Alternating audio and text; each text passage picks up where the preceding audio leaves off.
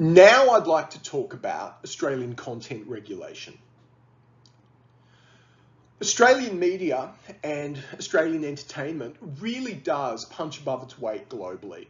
So we know of the incredible success of performers such as Cate Blanchett, and you can see the early days of actors such as Margot Robbie and Chris Hemsworth here in Neighbours and Home and Away respectively. Australia really does perform well globally in media and entertainment, not only in terms of people in front of the camera, but also people working behind the camera. However, it is a comparatively small media market globally. And what that means is that cultural imperialism, the idea that Australian culture could be overtaken, could be overrun by foreign media content, and in particular, I'm talking about the United States and Hollywood here, that's a real concern for Australia. So some examples of that are the fact that the 10 network, so Channel 10, is 100% owned by the US media company CBS. So Channel 10 is part of CBS, the American network.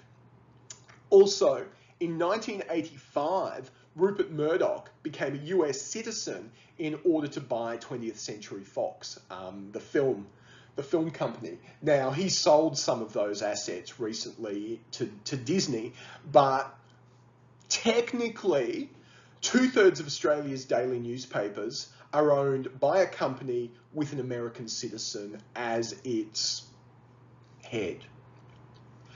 There are quite a number of key protections for Australian content.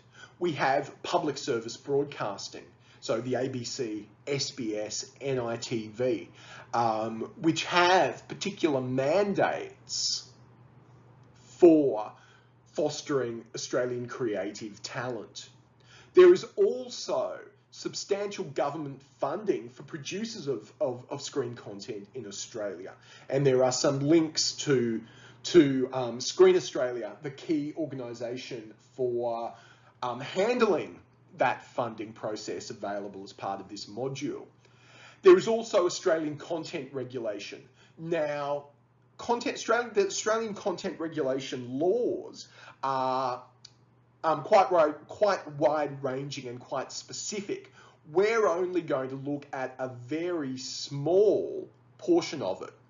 But what I want to stress for people who are interested in the Australian media and people who want to go on to work in the Australian media is that without these protections, without public service broadcasting, without the government funding of the screen industry in Australia, and without Australian content regulation, you do not get the global success of people like Cate Blanchett, like Margot Robbie, like the Hemsworths, because it would be much harder for Australian stories to be told on Australian screens. So these are a vital part of allowing you to eventually get jobs in the Australian media, whether it's in front of the camera, behind the camera, as part of the media business more broadly. Our Australian content regulation and other policy platforms that foster Australian content are really, really important. The key aspect of Australian content regulation that I want to focus on is the rule that between the hours of 6 a.m. and midnight, 55% of all content screened on free-to-air commercial television has to be locally made. So 55% of all content screened on free-to-air commercial television between the hours of 6 a.m. and midnight has to be made in Australia.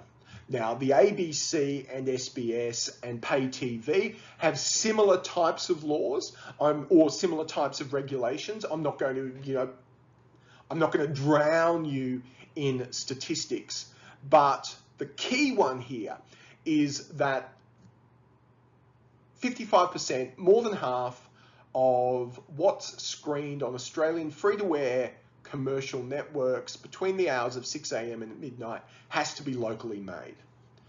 And on the associated digital channels for the free-to-air commercial broadcasters, a total of 1,460 hours across the year has to be locally made content. So on the digital channels like 7mate, Go, 10 Peach, which used to be 11, 1,460 hours of content across the year has to be made in Australia.